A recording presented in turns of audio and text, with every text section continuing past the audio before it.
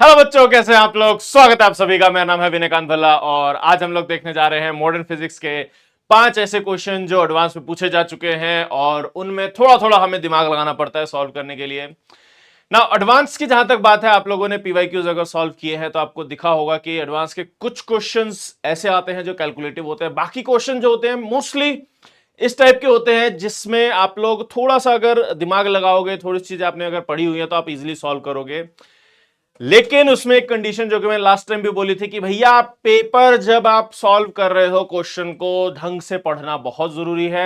उसको छोटे छोटे मीनिंग जो उसमें छुपाए होते हैं वो पढ़ना बहुत जरूरी है, अदरवाइज वो पेपर टफ बन जाता है। तो इसी के साथ हम लोग स्टार्ट करते हैं आज का सेशन। आज हम लोग मॉडर्न फिजिक्स के कुछ क्वेश्चंस देखेंगे। तो सबसे पहला क्वेश्चन हमारे पास है ये। एंड ये क्वेश्चन क्या है कि ये अपने पास 2016 में आया था और 2016 में कुछ some of the very toughest paper में से एक था 2016 का। और 2016 में कुछ रोटेशन के ऐसे टफ क्वेश्चन आए थे और कुछ मॉडर्न फिजिक्स के ऐसे टफ क्वेश्चन आए थे जिनकी वजह से वो पेपर काफी टफ बन गया था। नाउ चीजें टफ हो सिर्फ और सिर्फ उसका रीजन ये नहीं होता है कि कि बहुत ही अजीब सी कैलकुलेशन है या फिर बहुत ही अजीब सा कॉन्सेप्ट लग रहा है। कई बार चीजें सिंपल होती हैं, कैलकुलेशन टफ हो जाते हैं। कई बार कैलकुलेशन सिंपल होती है लेकिन चीजें टफ हो जाती है, सॉल्व करना, सोचना टफ हो जाता है। जैसे एक क्वेश्चन है, अगर आप इस क्वेश्चन को पढ़ो, the electrostatic energy of Z protons uniformly distributed throughout a spherical nucleus of radius capital R is given by E is equals to 3/5 Z into Z minus 1 E square by 4 pi epsilon naught R. ये electrostatic energy है proton की nucleus के अंदर। The measured masses of neutron, proton, nitrogen and oxygen are this and this respectively. Given that the radii of both the nitrogen and oxygen nuclei are same, 1 u is 931.5 mega electron volt per c square, c is the speed of light, and e square by 4 pi epsilon naught is 1.44 mega electron volt Fermi meter. Assume that the difference between the binding energies of nitrogen and oxygen is purely due to the electrostatic energy. The radius of either of the nuclei is. तो question थोड़ा सा tough बनाने की कोशिश की गई है, लेकिन करना क्या है, इसमें दो अलग अलग न्यूक्लियस है। दोनों अलग अलग न्यूक्लियस में जैसे इसने बोला है कि जो बाइंडिंग एनर्जी है, डिफरेंस इन बाइंडिंग एनर्जी, यानी कि हम दोनों की बाइंडिंग एनर्जी निकालेंगे और उसका डिफरेंस देखेंगे। वो जो है वो किसकी वजह से है? दोनों के इलेक्ट्रोस्टैटिक पोटेंशियल एनर्जी की वजह से है। तो दोनों की इलेक्ट्रोस्टैटिक पोटेंशियल एनर्जी का डिफरेंस और दोनों की बाइंडिंग एनर्जी का डिफरेंस हमें बराबर करना है। हमें सारी वैल्यूज दी गई हैं। अगर आप ई की वैल्यू के बारे में बात करो, ई आपको कहा गया है 3/5 z into Z minus 1, 3/5 z into Z minus 1, z into Z minus 1 E square by 4 pi epsilon naught R. अब आपको कुछ और भी वैल्यूज दी गई हैं जिसमें से एक वैल्यू तो यही दी हुई है, e square by 4 pi epsilon not 1.44 mega electron volt के बराबर है।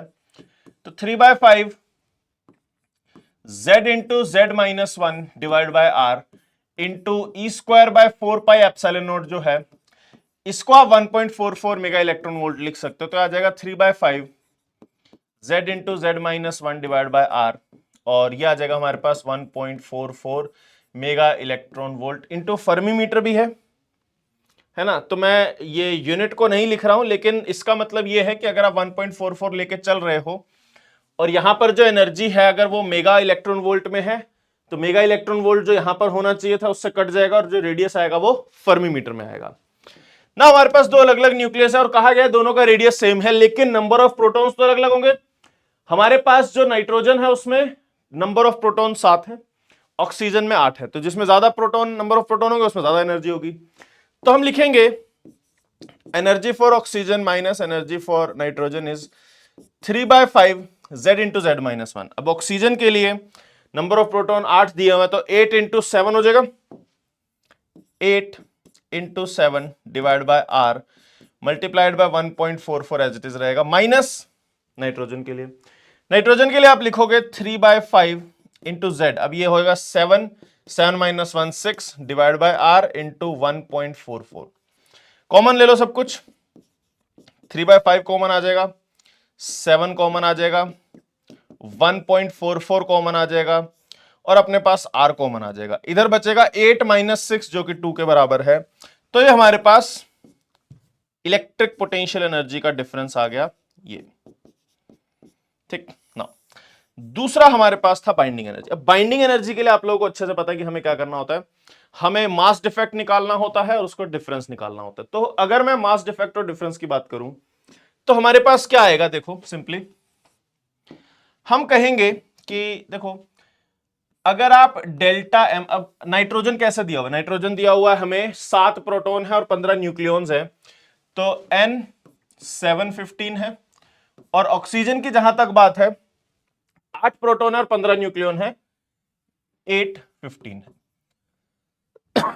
आप अपनी मर्जी से ऑक्सीजन को 8 16 नहीं लिख सकते हो, आप लोगों को क्वेश्चन के अकॉर्डिंग चलना पड़ेगा ना। अगर आप डेल्टा एम निकालना चाहते हो, मास डिफेक्ट ऑफ नाइट्रोजन, तो वो आ जाएगा, इसमें 7 प्रोटॉन है और इट्स लाइक जो हमारे पास नाइट्रोजन है 715, उसमें हमारे पास 7 तो प्रोटॉन है और 8 न्यूट्रॉन है। और जो ऑक्सीजन है 815, इसमें 8 प्रोटॉन है और 7 न्यूट्रॉन है। तो हम जब डेल्टा एम ऑफ नाइट्रोजन निकालेंगे, हमारे पास आ जाएगा इंडिविजुअल का मास में से इसका मास निकाल दोगे, मतलब 7 times mass of proton plus 8 times mass of neutron minus mass of nitrogen. और जब आप डेल्टा एम ऑफ ऑक्सीजन निकालोगे, वो आ जाएगा 8 times mass of proton plus 7 times mass of neutron minus mass of oxygen. ये हमारे पास आ जाएगा डेल्टा इनके मास डिफेक्ट की वैल्यू। अब जो मास डिफेक्ट्स हैं, उसने बोला है कि बाइंडिंग एनर्जी का डिफरेंस, तो बाइंडिंग एनर्जी का डिफरेंस विल बी लाइक कि अगर मैं देखूं binding energy of oxygen minus binding energy of nitrogen, वो हो जाएगा मेरे पास delta M of oxygen minus delta M of nitrogen times c square करते हैं, लेकिन क्योंकि इसने वैल्यू हमें दी हुई है 1 AMU इज 931.5, तो इसको हम लोग मल्टीप्लाई कर देंगे 931.5 से, मल्टीप्लाइड बाय 931.5। इतने मेगा इलेक्ट्रॉन वोल्ट एनर्जी का डिफरेंस आ जाएगा और ये दोनों डिफरेंसेस हमारे पास बराबर होंगे। Delta M of oxygen minus nitrogen करोगे, दिस माइनस दिस करोगे, आ जाएगा mass of proton, 8 mass of proton minus 7 mass of proton is mass of proton. तो हमारे पास ये वैल्यू आ जाएगी binding energy of oxygen minus binding energy of nitrogen is equals to, mass defect में सब्ट्रैक्ट करोगे तो यह आ जाएगा हमारे पास mass of proton, this minus this करोगे तो माइनस का mass of nitrogen, sorry mass of neutron not nitrogen, minus MO plus MN, तो माइनस एमओ प्लस एमएन। अब क्या है ना कि हो सकता है आप लोग वहां पर कैलकुलेट करो और आपको लगे कि यार ये वैल्यू तो नेगेटिव आ गई, अब क्या करें। तो टेंशन लेने वाली बात नहीं है, इसका बस इतना सा मतलब है कि हमने जो डेल्टा एम में डिफरेंस निकाला है कि हमें दिस माइनस दिस जो हमने डिफरेंस निकाला है वो दिस माइनस दिस होना चाहिए था, दैट्स इट, और कुछ भी नहीं है। ठीक है, तो बस इतनी सी चीज है। तो आप अब इसको जब सॉल्व करोगे तो आपको दिखेगा मास of proton minus mass of neutron. तो प्रोटॉन में से न्यूट्रॉन का मास निकालना है हमारे पास, पहला मास न्यूट्रॉन का है, दूसरा मास प्रोटॉन है। तो एज यू कैन सी कि हमारे पास प्रोटॉन माइनस न्यूट्रॉन करेंगे तो नेगेटिव क्वांटिटी आएगी, और ऑक्सीजन नाइट्रोजन माइनस ऑक्सीजन करेंगे, this is nitrogen this is oxygen, तो भी नेगेटिव क्वांटिटी आएगी। तो इतना तो समझ में आ रहा है कि हम लोग कहीं पे गड़बड़ कर रहे हैं, तो हमें डिफरेंस उल्टा लेना पड़ेगा। तो हम इसका उल्टा ले लेंगे तो हमारे पास binding energy of nitrogen minus binding energy of oxygen की जो वैल्यू आ जाएगी वो आ जाएगा mass of neutron minus mass of proton plus mass of oxygen minus mass of nitrogen. अब ये डिफरेंस हम लोग इजीली निकाल सकते हैं, इसको और इसको हम लोग अलग अलग कर लेते हैं। तो mass of neutron minus proton, भैया न्यूट्रॉन हमारे पास ये है, प्रोटॉन हमारे पास ये है, इस 8665 में से 7825 निकालना है। तो मैं डिफरेंस कर देता हूं, 8665 में से 7825, तो 5 में से 5 गया 0, 6 में से 2 गया 4, 6 में से 8 गए 8 आ जाएगा, और ये हमारे पास, तो ये आ जाएगा हमारे पास 1 2 3, तो 0.000840, तो दिस विल बी 0.000840 प्लस दूसरा मास। अब हमें चाहिए ऑक्सीजन के मास में से नाइट्रोजन का मास निकालना है। तो ऑक्सीजन का जो मास है वो ये है, और नाइट्रोजन का जो मास ये है, मतलब 3065 में से मुझे 109 निकालना है। तो 3065 में से 109 अगर मैं सब्ट्रैक्ट करूंगा तो आ जाएगा 6 5 9 2, तो आ जाएगा 0.002956, 0.002956। अब आप चाहो तो कैलकुलेशंस वगैरह स्किप कर सकते हो। बाइंडिंग एनर्जी में 931.5 से मल्टीप्लाई करना है हमें, 931.5 से, तो आपके पास एक कैलकुलेशन आ जाएगी 6,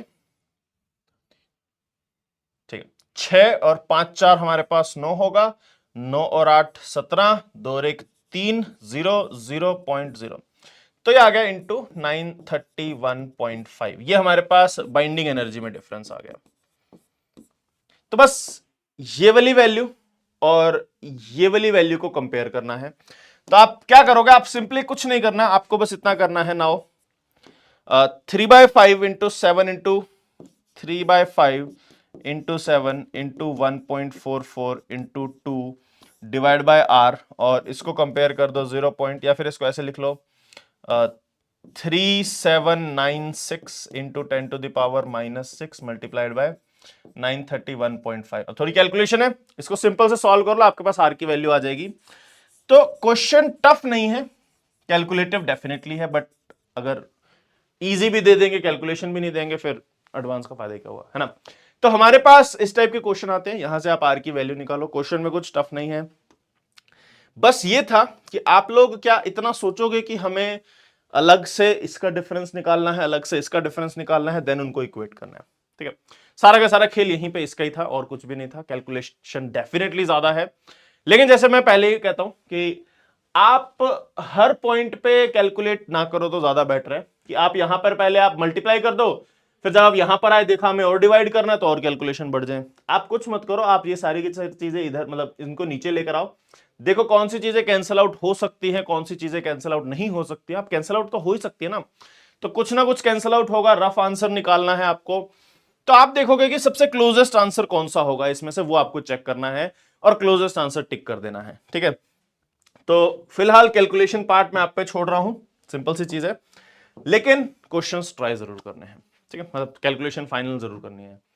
एडवांस में अगर आप कैलकुलेशन की प्रैक्टिस किए बिना जा रहे हो तो आपका कुछ नहीं होगा, पहले याद रखना, कैलकुलेशंस खूब जरूरी है।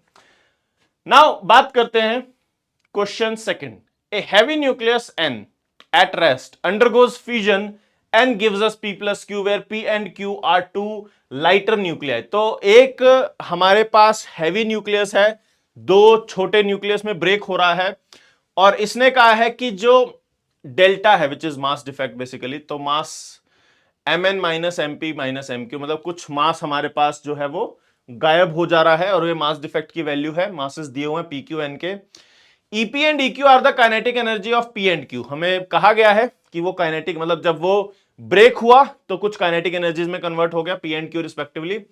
The speed of P and Q are VP and VQ respectively. If C is the speed of light which of the following statement is are correct. Okay, इसमें क्या होता है, सिंपल सा सिनेरियो है, आपके पास एक बड़ा न्यूक्लियस है जो कि रेस्ट पर है, वो ब्रेक होता है, एक न्यूक्लियस जिसका मास M1 है और दूसरा न्यूक्लियस जिसका मास M2 है।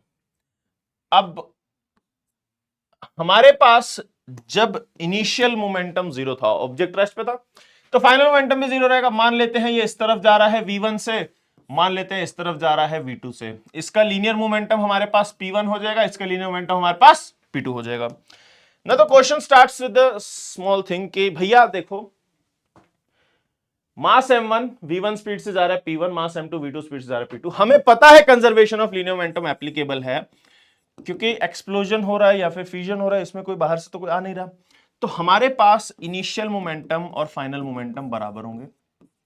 इनिशियल मोमेंटम 0 था, फाइनल मोमेंटम मैं लिख देता हूं P1 वेक्टर, या फिर ये लेफ्ट साइड में है तो माइनस का P1 और वो राइट साइड में प्लस का P2, और यहां से मेरे पास आ गया P1 और P2 बराबर है, और लेट्स से वो हमारे पास P के बराबर है, which is the linear momentum of both. तो मेरे को लीनियर मोमेंटम लिखना होगा तो मैं क्या लिखूंगा, सीधा सीधा P लिख दूंगा। नाउ व्हाट हैपेंस कि ऑप्शंस पे आते हैं, they were talking about kinetic energies, कि हमारे पास P की कुछ काइनेटिक एनर्जी है, हमारे पास Q की कुछ काइनेटिक एनर्जी है, हमारे पास उनकी स्पीड है, P की स्पीड है Q की, और हमारे पास डेल्टा दिया हुआ। तो हमें यहां पर यह समझना है कि क्या हुआ होगा, जब भी रिएक्शन हुई होगी कुछ एनर्जी रिलीज हुई होगी, वो एनर्जी हमारे पास किसके बराबर होगी, उसके बारे में बात करते हैं। Energy released will be equal to delta m into c square. अब डेल्टा एम की वैल्यू ने डेल दे दिया है तो आ जाएगा डेल इंटू सी स्क्वायर के बराबर। This is the amount of energy released in this reaction, और ये सारी एनर्जी इन दोनों की काइनेटिक एनर्जी में जा रही है।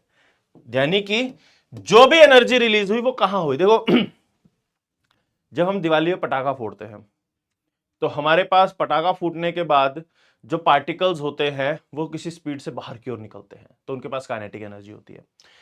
तो केमिकली देखो, जब पटाखा फोड़ते हैं जो गन पाउडर होता है, केमिकल रिएक्शन होती है, उसमें से एनर्जी निकलती है और वहां से पार्टिकल अलग जग जाते हैं। लेकिन पटाखा फोड़ने में क्या होता है ना कि वहां पर आवाज भी आती है, तो साउंड एनर्जी भी जनरेट होती है, लाइट एनर्जी भी जनरेट होती है हमारे पास, और कुछ एयर ड्रैग की वजह से एनर्जी लॉसेस भी होते हैं, बहुत सारी चीजें होती है। लेकिन यहां पर थ्योरेटिकली हम बस इतना मानते हैं कि there are no such losses, कोई साउंड एनर्जी, कोई लाइट एनर्जी, ऐसा कुछ भी नहीं हो रहा है।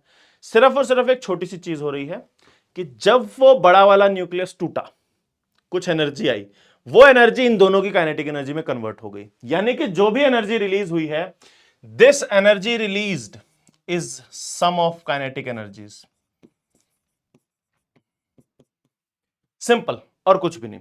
तो यानी कि अगर आप इसकी काइनेटिक एनर्जी K1 ले लेते हो और इसकी काइनेटिक एनर्जी K2 ले लेते हो, तो आप कहोगे कि यार हमारे पास K1 प्लस K2 की value del into c square के बराबर है। ठीक है, मैं एम पी क्यू बाद में लिख लेंगे, 1-2 में खेल लेते हैं हम लोग। तो हमारे पास K1 और K2 डेल सी स्क्वायर के बराबर है, दोनों का मोमेंटम सेम है। अच्छा, दोनों का मोमेंटम सेम से एक चीज हम और भी कर सकते हैं कि मुझे पता है kinetic energy P square by 2m होता है। तो अगर मैं K1 की वैल्यू की बात करूं वो आ जाएगा पी स्क्वायर बाय 2m1, और अगर मैं K2 की बात करूं वो आ जाएगा पी स्क्वायर बाय 2m2। तो मेरे पास ये काइनेटिक एनर्जीज की वैल्यू है दोनों की, क्योंकि मोमेंटम सेम है, मास अलग अलग है। तो इन दोनों को जब आप डिवाइड करोगे K1 बाय K2, आपके पास आ जाएगा M2 बाय M1। तो मेरे पास सिंपल सा एक फॉर्मूला तो क्या मतलब, एक रिलेशन आता है कि दोनों का रेशो मास के इनवर्स रेशो में है, पहली बात, जो कि बहुत सारे क्वेश्चंस में लगता है। दूसरा, जो भी एनर्जी रिलीज हुई वो दोनों की काइनेटिक एनर्जी में जा रही है। तो हमारे पास यहां पर क्या आएगा, अगर आप K2 की value K1 M1 by M2 रखो तो हमारे पास आ जाएगा K1 plus K1 M1 by M2 is equal to del into c square. तो यहां से K1 की वैल्यू आ जाएगी M2 divided by M1 plus M2 times del c square. यहां पास काइनेटिक एनर्जी आ गई पहले पार्टिकल की। दूसरे particle kinetic energy M1 over M1 plus M2 times del c square. तो मतलब काइनेटिक एनर्जी बट गई ना दोनों में, कैसे बटेगी, मास के इनवर्स रेशो बटेगी। टोटल काइनेटिक एनर्जी इतनी है, रेशो इतना है, तो ओवरऑल इतनी इतनी हमारे पास काइनेटिक एनर्जी दोनों में बट जाती है। नाउ स्टेटमेंट पर आते हैं। पहली स्टेटमेंट, P की काइनेटिक एनर्जी और Q की काइनेटिक एनर्जी का सम क्या डेल सी स्क्वायर होगा, बिल्कुल होगा, ये अभी हमने डिस्कस किया। स्पीड का रेशो यहां पर बात की है, स्पीड के रेशो की जहां तक बात है, हमें पता चला दोनों का मोमेंटम सेम है। अब बताओ, अगर मोमेंटम ऑफ P और मोमेंटम ऑफ Q सेम है तो हमारे पास mass of P into speed of P should be equal to mass of Q into speed of Q। अब अगर आपसे Vp बाय Vq पूछा जाए तो वो Mq बाय MP आ जाएगा। तो मास के इनवर्स रेशो में स्पीड जा रही है, तो Vp बाय Vq अगर MQ बाय MP है तो ये सही ऑप्शन है। इधर आओ, EP is equals to MP over MP plus MQ into del c del c. अब ये थोड़ा थोड़ा सही तो दिख रहा है, बट दिक्कत क्या है ना कि जब यहां पर पहले पार्टिकल की काइनेटिक एनर्जी थी, मास ऊपर दूसरे पार्टिकल का था, मतलब the correct relation should have been, जब यहां पर एम क्यू होता तो ये सही होता, बट यहां पर नहीं है, तो हमारे पास ये ऑप्शन क्या हो जाएगा, गलत हो जाएगा। लास्ट बचा the magnitude of momentum for P as well as Q is c root of two nu del where nu is MP MQ और MP plus MQ. Okay, momentum की बात की है ना इसने, हम मोमेंटम की बात कर लेते हैं। देखो भैया, हमारे पास जो मोमेंटम होता है वो 2m k का स्क्वायर रूट होता है ना। अगर अगर kinetic energy p square by 2m है, यहां से p की वैल्यू कितनी आ जाएगी, 2m k के बराबर आ जाएगी। अब चाहे आप पहले पार्टिकल के लिए लिखो, चाहे आप दूसरे पार्टिकल के लिए लिखो, एक ही बात है, तो मैं पहले के लिए लिख लेता हूं।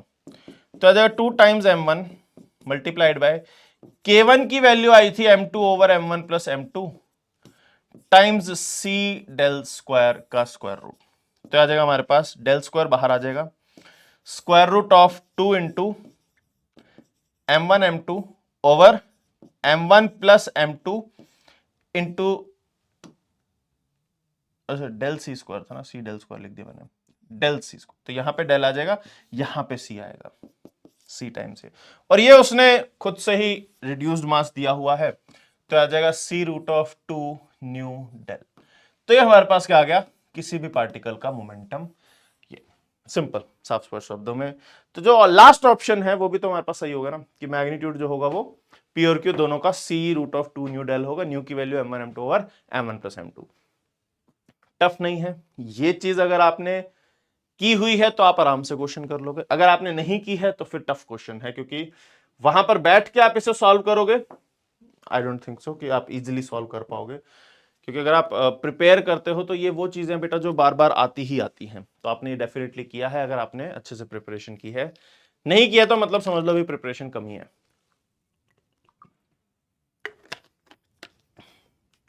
अगला प्रश्न क्या है अपने पास, देखो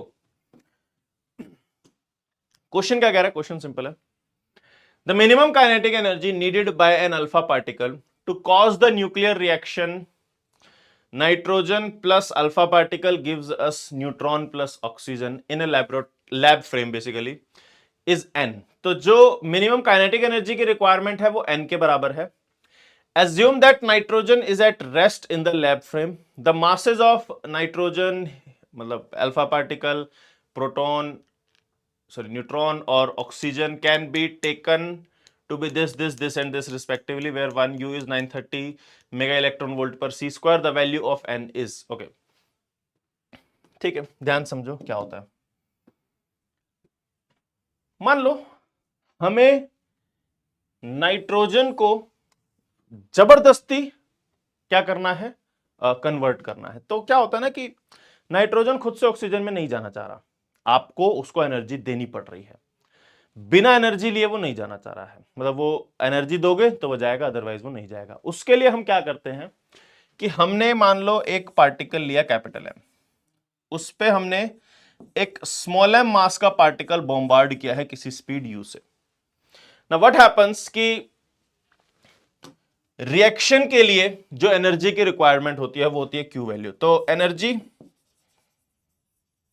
रिक्वायर्ड फॉर न्यूक्लियर रिएक्शन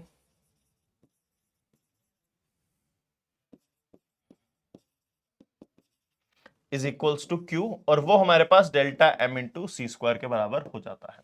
तो हम डेल्टा एम सी स्क्वायर की वैल्यू निकाल लेंगे, पर पहले हम उसको क्यू मान के एक बार बात करते हैं कि हमने इसको यहां पर बॉम्बार्ड किया, ये न्यूक्लियर रिएक्शन तब करेगा जब इसको क्यू वैल्यू मिलेगी।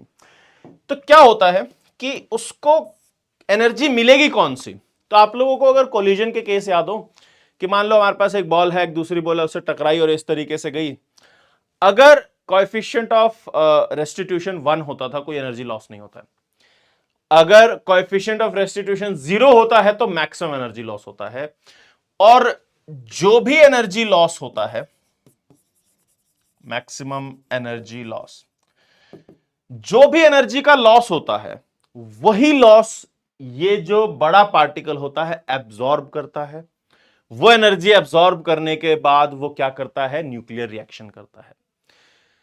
क्या होता है कि जब ये टकराए उसके बाद ये और ये जो भी पार्टिकल बने उनकी कुछ काइनेटिक एनर्जी होगी, लेकिन वो काइनेटिक एनर्जी इनको रिएक्शन करने में हेल्प नहीं करती। इट्स लाइक कि अगर आप न्यूट्रॉन लोगे, मतलब सॉरी नाइट्रोजन लोगे और उसको तेजी से फेंक दोगे तो क्या वो न्यूक्लियर रिएक्शन कर देगा? नहीं। आपने उस न्यूक्लियस को एक काइनेटिक एनर्जी दी, उससे उसको कोई न्यूक्लियर रिएक्शन का मतलब नहीं है। उसको एनर्जी एब्जॉर्ब करनी पड़ेगी तब जाके वो रिएक्ट करेगा। और वो एब्जॉर्ब कौन सी एनर्जी करता है? जो एनर्जी लॉस होती है। तो इस कोलिजन के दौरान जो एनर्जी लॉस होगी वो एनर्जी एब्जॉर्ब करेगा, और वो एनर्जी जब ये एब्जॉर्ब करेगा वो एनर्जी क्या करेगी? इसको हेल्प करेगी न्यूक्लियर रिएक्शन में। तो जो मैक्सिमम एनर्जी का लॉस पॉसिबल होता है, हमने कोलिजन में पढ़ा है half m1 m2 over m1 plus m2 into relative velocity का whole square which is u square. मान लो शुरुआत में इसकी काइनेटिक एनर्जी k के बराबर है, initial kinetic energy is k, तो k की value half m u square हो जाएगी। आप भैया यहां से हाफ m u स्क्वायर ये उठा लो, ये जो आपको दिख रहा है ना ये वाली चीज, ये पूरी की पूरी उठा लो, तो आपको ये हाफ m u स्क्वायर जो दिख रहा है ये इनिशियल काइनेटिक एनर्जी k के बराबर है। तो आ जाएगा m over small m plus capital M into k। ये लॉस हो रहा है, इसी लॉस को हमारे पास जो ये वाला न्यूक्लियस है वो एब्जॉर्ब करेगा। तो मैं ये बोल दूंगा कि हमारे पास जो लॉस हो रहा है वो हमारे पास Q वैल्यू से ज्यादा होना चाहिए, तभी वो न्यूक्लियर रिएक्शन हो पाएगी। तो लॉस की वैल्यू आ जाती है हमारे पास capital M over small m plus capital M times K should be greater than equal to Q। तो काइनेटिक एनर्जी की जो रिक्वायरमेंट होती है वो होती है Q into capital M over small m plus capital M। इतना काइनेटिक एनर्जी हमें चाहिए, या तो ये होनी चाहिए या फिर इससे ज्यादा होनी चाहिए। तो जो उसने पूछा है मिनिमम वैल्यू वो हो जाएगा Q into M over small m plus capital M। इतना सिंपल सा सिनेरियो होता है इसका। अब रिएक्शन की बात करते हैं। जैसा इसने बोला कि एनर्जी कितनी होगी उसके लिए मास वास दे दिया, तो हम वो सॉल्व कर लेते हैं कि हमारे पास कितनी डेल्टा एम की वैल्यू होगी। तो मैं यहां पे सॉल्व कर रहा हूं delta m. Delta m will be simply, अगर आप ऑक्सीजन का मास देखो, this is mass of oxygen and this is mass of nitrogen, this is mass of this is alpha particle and this is, ठीक है। तो अगर आप initial total mass देखोगे तो आ जाएगा 20.009। तो initial mass is 20.009 AMU and final mass is 20.0011। ये M इनिशियल है और M फाइनल इज 20.01011। ठीक है। नाउ आपको दिख रहा है कि इनिशियल मास कम है, फाइनल मास ज्यादा है, तो डेल्टा एम बेसिकली नेगेटिव हो गया कि मास जो है वो बढ़ गया। और मास अगर बढ़ा है तो वो कैसे बढ़ा होगा? क्योंकि उसको एनर्जी दी गई होगी, अपने आप से मास नहीं बढ़ जाता, एनर्जी कन्वर्ट हुई होगी मास में, तभी तो मास बढ़ेगा। तो आपके पास डेल्टा एम का जो मैग्नीट्यूड है वो 0.002 के बराबर है, और अगर आप इसको 930 से मल्टीप्लाई करोगे आपके पास एनर्जी आ जाएगी। तो क्यू वैल्यू मैं यहां पे बात करता हूं, यहीं पे बात कर लेते हैं। क्यू वैल्यू जो होगी हमारे पास डेल्टा एम इंटू 930 के बराबर होगी। तो आ जाएगा delta m is 0.002 multiplied by 930, तो ये आ जाएगा हमारे पास 2/1000 इंटू 930, तो ये कट जाएगा 2 3 6 18, 1.86 मेगा इलेक्ट्रॉन वोल्ट। ये हमारे पास क्यू की वैल्यू आ गई 1.86 मेगा इलेक्ट्रॉन वोल्ट। और अगर ये क्यू की वैल्यू है 1.86 मेगा इलेक्ट्रॉन वोल्ट, तो बस क्या करना है आपको, और कुछ नहीं करना है कि हमने जैसे यहां पर कहा के minimum should be equal to mass of bigger nuclei. जो हमारे पास नाइट्रोजन था तो आ जाएगा mass of nitrogen over mass of nitrogen plus mass of alpha particle times Q value. तो मास ऑफ नाइट्रोजन कितना होगा? मास ऑफ नाइट्रोजन हमें दिया हुआ है वैसे अगर हमें डायरेक्ट मास ही चाहिए तो आप रेशो ही निकाल सकते हो, वैसे तो आप 16 पॉइंट लेने की जरूरत ही नहीं है। तो सीधा सीधा आपके पास आ जाएगा 16/16 प्लस 4 टाइम्स क्यू, मतलब अप्रोक्सीमेट आप ले सकते हो। तो ये आ जाएगा अपने पास 16/20। इन्होंने हमसे पूछा था कि मिनिमम काइनेटिक एनर्जी, तो ये आ जाएगा आपके पास 16/20 टाइम्स ऑफ 1.86। तो ये कट जाएगा 4, ये आ जाएगा 5। तो ये 1.86 वैल्यू जो है the minimum kinetic energy needed by an alpha particle. Okay,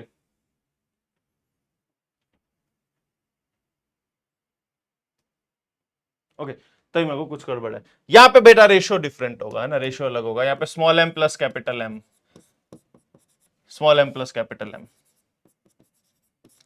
ये रहेगा। तो मेरे को उल्टा क्यों हो रहा है, कम थोड़े होनी चाहिए, ज्यादा होनी चाहिए। तो हमारे पास ये आ जाएगा 16 प्लस 4/16। तो इसको भी मैं उल्टा कर देता हूं, मास of nitrogen plus mass of alpha particle over mass of nitrogen, ये रहेगा अपने पास। तो 16 प्लस 4/16 इसको सॉल्व कर लेते हैं। हमारे पास क्या आ जाएगा, 20/16 टाइम्स 1.86। अब आप इसको अप्रोक्सीमेटली सॉल्व कर लो and you will get your answer. तो इसका आंसर 2.3 से 2.35 के बीच में रहता है, मतलब real answer will lie somewhere between 2.30 से 2.35 के बीच में। ठीक है, तो ये हमारे पास आंसर आता है। और बस यहाँ पे वो रेशो का थोड़ा सा गड़बड़ हो गया, लेकिन रेशो आप ध्यान रखना। और ये चीज पता है, ये चीज बेसिक चीजें हैं जो कि अगर आप एडवांस की प्रिपरेशन करते हो तो ये चीजें आती हैं। जो मैंने लास्ट कराया वो भी एक डेरिवेशन टाइप से है, ये भी डेरिवेशन टाइप से है। इस पर बेस्ड अलग अलग टाइप के क्वेश्चंस बनते हैं और आपके सामने जैसे आ रहा है एडवांस में ऐसी चीजें आती रहती हैं। इन चीजों का खास ध्यान रखना है। ये अपने आप में एक टॉपिक भी बोल सकते हो कि भैया ये जो है ये स्पॉन्टेनियस न्यूक्लियर रिएक्शन है, मतलब खुद से पार्टिकल दो डिफरेंट न्यूक्लियाई में ब्रेक हो गया।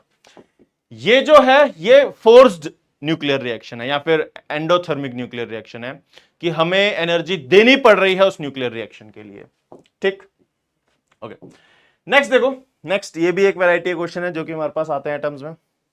क्वेश्चन क्या है, क्वेश्चन कह रहा है particle of mass m moves in a circular orbit with potential energy v is equals to fr, where f is a positive constant, r is its distance from the origin. Its energies are calculated using the Bohr model. The radius of the particle's orbit is denoted by r and its speed and energy are denoted by v and e respectively. Then for nth orbit, अब इसने हमें Bohr model बोल दिया। Bohr model simply क्या कहता है कि जो भी फोर्स सेंटर की तरफ लगेगी वो mv²/r के बराबर होगी, पहला चीज। दूसरा, कोई भी एंगुलर मोमेंटम आप लिखोगे वो NH/2π के बराबर होगा। इन दो से हम सारी चीजें सॉल्व करते हैं। यानी कि क्वेश्चन के अकॉर्डिंग हम लोग क्या कहेंगे कि अगर आपके पास potential energy F into r के बराबर है तो फोर्स जिसको हम -du/dr लिखते हैं वो माइनस का F आ जाएगी।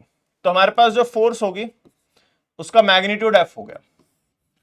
और ये जो फोर्स है ये फोर्स क्या करेगी, पहली चीज this force should be equal to mv²/r। Second thing, जो एंगुलर मोमेंटम होता है mvr वो हमारे पास NH/2π होगा। इन दोनों को सॉल्व करके हमें रेडियस और वेलोसिटी का जो रिलेशन है n से वो फाइंड करना है पहले दो में, दूसरे में हमें एनर्जी फाइंड करनी है। तो हम सिंपली एनर्जी और रेडियस की बात करते हैं। आपको कुछ नहीं करना है, आपको सिर्फ इतना करना है, यहां से आर की वैल्यू उठा के यहां डाल दो या फिर यहां से वी की वैल्यू उठा के यहां डाल दो, आपकी इच्छा, आप जो करना चाहो। मैं यहां से फिलहाल आर की वैल्यू उठा रहा हूं, यह आ जाएगा NH/2πmv। ये वैल्यू उठा के इसमें डाल दे रहा हूं मैं, हमारे पास आ जाएगा F is equals to mv² divided by नीचे आ जाएगा n इंटू एच और ऊपर चला जाएगा 2πmv के बराबर। तो हमारे पास n into H into F की वैल्यू आ गई 2πm²v³।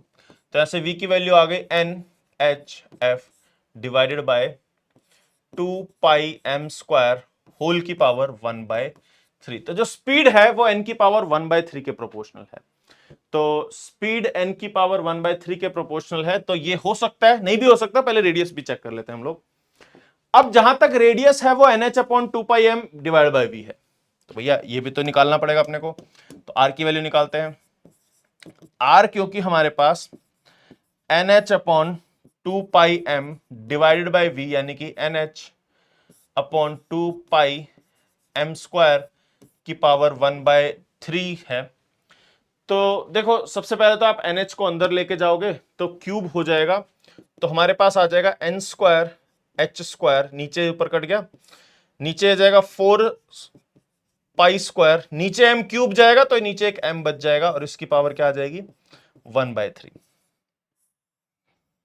ठीक है, इधर पावर 1/3 थी, इसको अंदर लेके जाओगे n³ n² बच गया, h³ बच गया, 2³ 4 बच गया, π³ बच गया, m³ था, बस वो m आ जाएगा, तो हमारे पास ये आ जाएगा r की वैल्यू। तो हमारे पास v की वैल्यू आ गई, हमारे पास r की वैल्यू आ गई, और r देखो किसके प्रोपोर्शनल है, r is proportional to n² की पावर 1/3 यानी कि n की पावर 2/3 के प्रोपोर्शनल है। तो r हमारे पास n की पावर 2/3 के प्रोपोर्शनल है, तो second option will be the correct answer, simple. अब एनर्जी पे बात आएगी, आपको अब देखना पड़ेगा कि एनर्जी कितनी है। एनर्जी के दो ही ऑप्शन दिए हैं, अंदर हमारे पास फैक्टर सिमिलर है, पावर भी सिमिलर है, बस इधर 3/2 और उधर 2 लिखा हुआ है। चेक कर लेते हैं। आपको पता ना टोटल एनर्जी दो चीजें होती हैं। टोटल एनर्जी में हमारे पास एक होता है काइनेटिक एनर्जी और एक होता है पोटेंशियल एनर्जी। काइनेटिक एनर्जी होता है हमारे पास हाफ mv², और पोटेंशियल एनर्जी उसने ऑलरेडी F/r दे दिया है।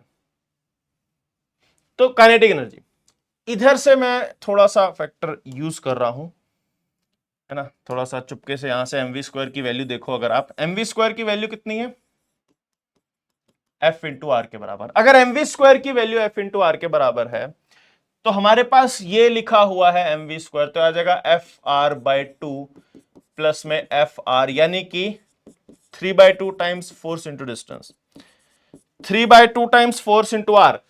इसको F से मल्टीप्लाई करोगे, अंदर हमारे पास F³ चला जाएगा, तो आ जाएगा F³ n² h² divide by 4π²m, 4π²m raise to the power 1/3। तो हमारे पास n² h² f² लिखा हुआ है दोनों में, f इंटू r, एक सेकंड, r में भी तो f की वैल्यू आनी चाहिए ना, ये f आएगा, तो इधर एक f आएगा, ओके। तो अगर नीचे एक f आएगा r में, तो r में नीचे एक f आएगा, तो f² आ जाएगा, ठीक है। तो आ जाएगा 3/2 f² n² h² divide by 4π²m, ये आ जाएगा हमारे पास टोटल एनर्जी, एंड सिंपल, ये हमारे पास रहेगा ऑप्शन 3B करेक्ट, ठीक है। तो आपके पास, आपको पता ना एडवांस में जब हम लोग बात करते हैं मल्टीपल चॉइस करेक्ट की, these are one of the toughest type के क्वेश्चन, क्योंकि एक तो इसमें -2 होने के चांसेस ज्यादा होते हैं, दूसरा हर एक ऑप्शन सही लगाना भी जरूरत होती है। बहुत टाइम से पार्शियल मार्किंग कभी आ रही है कभी नहीं आ रही है, लेकिन अगर पार्शियल मार्किंग नहीं हुई और आप लोग कॉन्फिडेंट नहीं हुए तो आपने बहुत सारा टाइम वेस्ट किया अपना सिर्फ उस क्वेश्चन को सॉल्व करने के लिए। तो इन चीजों को लिए आप लोग को प्रिपेयर रहना पड़ेगा कि हो सकता है आप लोग 7-8 मिनट या 10 मिनट लगाओ एक क्वेश्चन पे और पता चले कि आप लोग 2 ऑप्शन निकल गए, बाकी के 2 ऑप्शन क्रॉस चेक नहीं कर पा रहे हो कि वो सही है गलत है, तो आप पहले 2 भी टिक नहीं कर पा रहे हो, फिर आपको वहां पे मतलब थोड़ा सा ऑब्वियसली होता है कि अगर आपने इतना टाइम लगाया है वो टाइम वेस्ट फील होता है। पर ठीक है, उस टाइम पे इतना गिल्ट मत लेना, उस टाइम पे आप लोगों को बस अपना काम करना है, पेपर को बेस्ट तरीके से सॉल्व करना है। इसी के साथ अपने लास्ट क्वेश्चन पे चलते हैं आज के। ये क्वेश्चन क्या कह रहा है, suppose a nuclei Ra is at rest and in ground state undergoes alpha decay to Rn nuclei and radium radon हमारे पास होता है इन इट्स एक्साइटेड स्टेट। अब क्या हो रहा है ना कि ये इसमें जा रहा है लेकिन इसके एक्साइटेड स्टेट में है। The kinetic energy of the emitted alpha particle is found to be 4.44 mega electron volt. जो Rn nuclei then goes to its ground state by gamma decay, वो गामा डीके होता है और वो अपने ग्राउंड स्टेट में जाता है। The energy of the emitted photon is, हमें बताना है कि एनर्जी ऑफ एमिटेड फोटोन्स कितनी होगी। नाउ हमें ऐसा समझना है व्हाट हैपन्स कि ये न्यूक्लियाई जो कि 88226 है, वो हमारे पास 86222 प्लस में अल्फा पार्टिकल में ब्रेक हो रहा है। ये चीज हम अभी देख के आए हैं, अभी थोड़ी देर पहले, कि अगर कोई एक न्यूक्लियाई इस तरीके से दो न्यूक्लियाई में ब्रेक होता है तो हमारे पास जो काइनेटिक एनर्जी का रेशो होता है इनवर्स मास के रेशो में होता है, और इसने तो हमें इसकी एनर्जी दे दी। भैया इसकी एनर्जी कितनी है? 4.44 मेगा इलेक्ट्रॉन वोल्ट। अगर मैं इसकी काइनेटिक एनर्जी Rn ले लूं तो मुझे करने की कुछ जरूरत ही नहीं पड़ेगी, मुझे सिर्फ इनवर्स मास के रेशियो में काइनेटिक एनर्जी को बांटना है। यानी कि kinetic energy of radon divided by kinetic energy of alpha particle is mass of alpha particle divided by mass of radon. ये वैल्यू आ जाएगी Kr(n) is equals to mass of alpha particle हमारे पास 4 divide by 222 multiplied by kinetic energy of alpha particle 4.44, तो आ जाएगा 8/100 which is 0.08 mega electron volt. तो यानी कि this value is 0.08 mega electron volt. कुछ एनर्जी इसके पास है, कुछ एनर्जी इसके पास है, तो टोटल एनर्जी जो हमारे पास आ रही है वो कितनी आ रही है? 4.44 में 0.08 ऐड कर दो तो आ जाएगा 4.52 मेगा इलेक्ट्रॉन वोल्ट। तो ये वो एनर्जी है जो इनके पास in the form of kinetic energies है।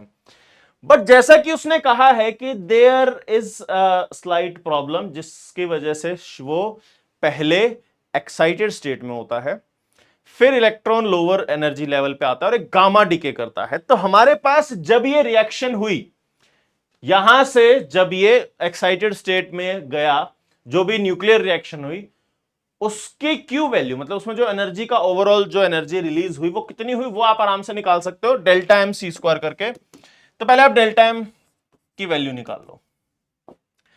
आप देखोगे कि हमारे पास फाइनल एनर्जी 222.00 और ये तो हमारे पास फाइनल मास इज 226 और इनिशियल इज 226.005। तो 226.005 में से 226 यानी कि 222 प्लस 4 सब्ट्रैक्ट करोगे तो आ जाएगा अपने पास 0.005। ये हमारे पास डेल्टा एम की वैल्यू आ गई। तो जो इसके कॉरेस्पॉन्डिंग एनर्जी होगी वो कितनी होगी? 931 से मल्टीप्लाई करोगे तो आ जाएगा 5/1000 इंटू 931। तो 5 1 5 5 3 15 होता है, 45 46/1000, दिस इज 4.655। तो एनर्जी जो रिलीज हुई वो इतनी है, इनके पास जो काइनेटिक एनर्जीज आई वो इतनी है। तो जो एनर्जी ऑफ गामा होगा वो होगा इनका डिफरेंस 4.655 माइनस 4.520, कि भैया हमारे पास एक रिएक्शन हुई, there some release in energy, ये एनर्जी यहां पर है, जो टोटल एनर्जी निकली ये 4.655, उसमें से कुछ पोर्शन दोनों की काइनेटिक एनर्जी में गया, बाकी एनर्जी कहां गई? बाकी एनर्जी थी जो रेडॉन को एक्साइटेड स्टेट में रखने के लिए, वो जब नीचे आएगा, जब गामा एनर्जी डिके होगा तब एनर्जी रिलीज होगी, और वो एनर्जी हमारे पास कितनी रिलीज होगी? तो आ जाएगा 531.0 इतने मेगा इलेक्ट्रॉन वोल्ट। तो हमारे पास 0.135 मेगा इलेक्ट्रॉन वोल्ट होगा, लेकिन उसने किलो इलेक्ट्रॉन वोल्ट में पूछा है, तो ये आ जाएगा हमारे पास 1000 से मल्टीप्लाई करोगे 135 kilo electron volt, and 135 will be your answer, as simple as that. तो ये जो क्वेश्चंस हैं कल के क्वेश्चन से काफी डिफरेंट है, लेकिन ये सारी चीजें काफी बार पूछी जाती है, ठीक है। तो आई होप आप लोगों को समझ में आए होंगे क्वेश्चंस कैसे हैं, कैसे करने हैं और कैसे आपको प्रिपेयर करना है। तो इस सीरीज का पूरा फायदा उठाओ, जो जो टीचर्स आपको समझा रहे हैं, बता रहे हैं कि कौन सी चीज कहां पे आपको हेल्प कर सकते हैं, उसका पूरा यूज करो, ठीक है। तो इसके साथ फिर कभी मिलेंगे, तब तक के लिए ऑल द वेरी बेस्ट, बढ़िया से जेईई एडवांस की प्रिपरेशन करो। Thank you.